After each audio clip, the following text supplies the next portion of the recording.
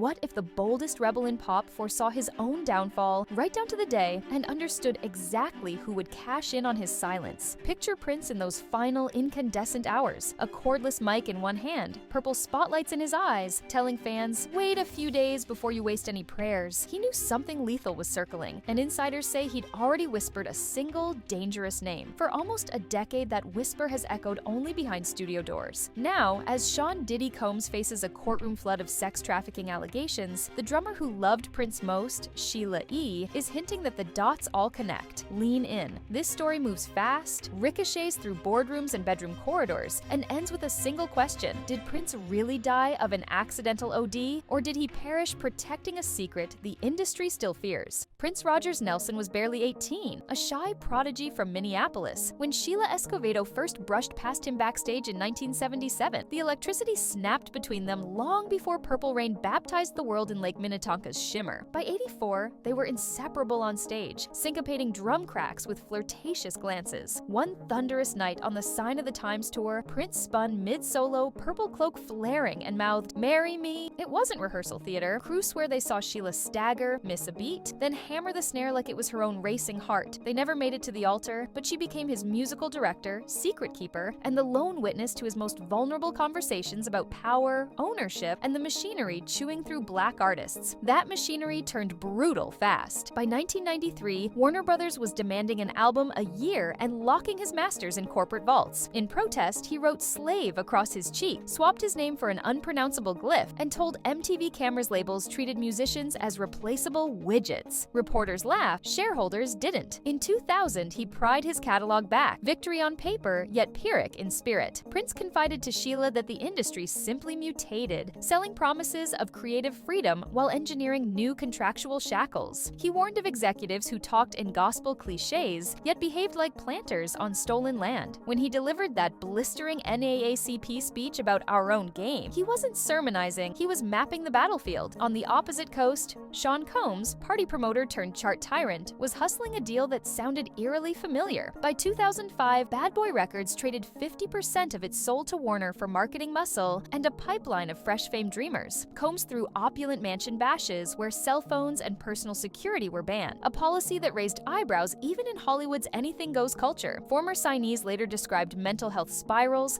shelved albums, and royalty statements that read like inside jokes. Lil Jerome talked about a nervous breakdown that ended his contract. Carl Thomas recalled Diddy phoning a week after his brother's funeral to demand he get back in the booth. The parallels to Prince's complaints were so stark that insiders joked Combs had stolen not only Biggie's sample game, but Warner's entire playbook. But money, it turns out, was the tamest sin on the ledger. By 2023, a civil lawsuit from Cassie Ventura painted Combs as a maestro of freak-offs, drug-fueled parties where NDAs flowed faster than champagne. He settled within 24 hours for a reported $20 million. Yet the ink barely dried before Homeland Security barged into his Los Angeles and Miami properties on March 25, 2024, seizing laptops, narcotics, and, yes, 1,000 bottles of baby oil. Photos of agents hauling evidence bins through his $61.5 million Holmby Hills palace went viral, and suddenly mainstream outlets were quoting the same rumors Prince had been tracing on Paisley Park legal pads a decade earlier. Privately, Sheila E was fuming. Friends say she'd reconnected with Prince in 2015 after a chilly 5-year silence sparked by her memoir. They spoke about spiritual warfare, about labels repackaging artists like seasonal fragrances, and about a circle of men who considered young musicians disposable playthings. Prince felt time slipping. He'd started having nightmares of counterfeit pills and locked hotel rooms. When his private jet made that emergency landing 6 days before his death, insiders swear he begged medics to check the scripts, fearing he'd been slipped something dirty. Officially, the coroner called it an accidental fentanyl OD from counterfeit Vicodin,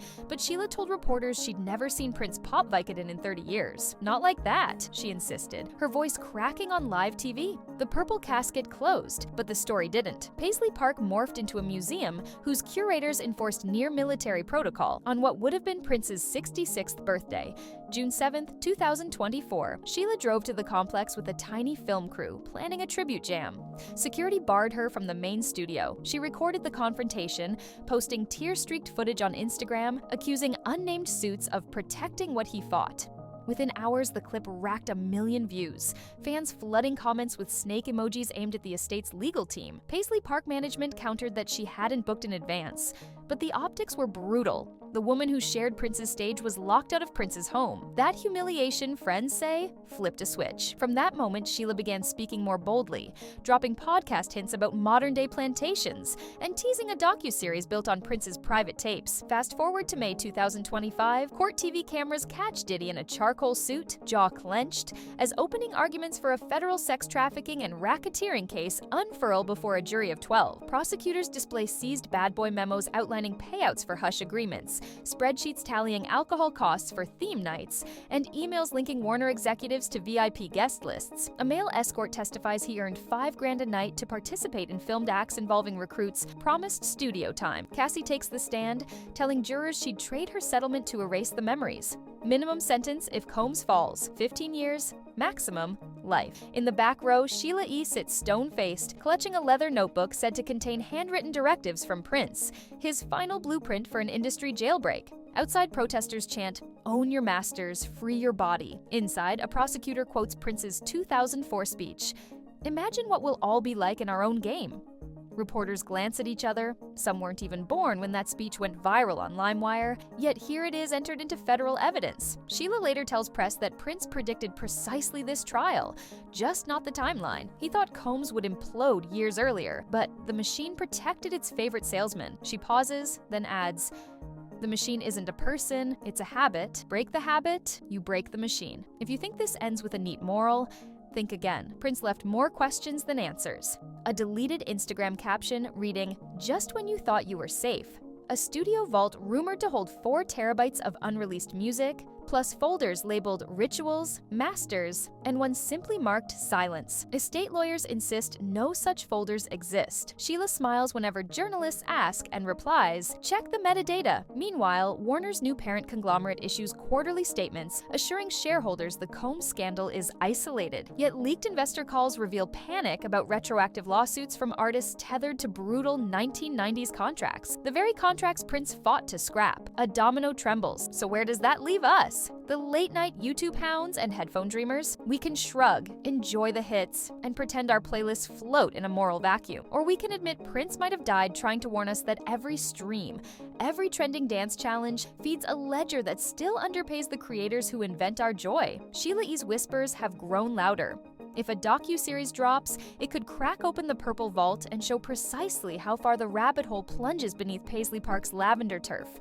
The question is yours to answer now. Are we connecting dots that were never meant to meet? Or did Prince actually leave behind a roadmap that Diddy's trial finally illuminates? Scroll to the comments.